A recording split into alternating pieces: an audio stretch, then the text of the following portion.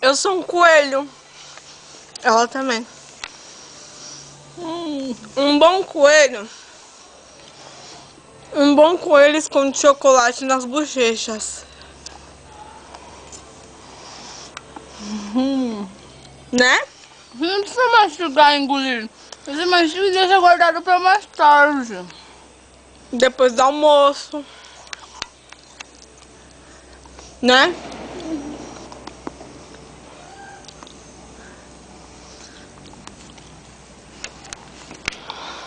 Cadê a cenoura? A cenoura é o almoço. Essa parte tá feia, eu não quero. Nem eu. Eu não quero comer essa cenoura. Também não. Feliz Páscoa.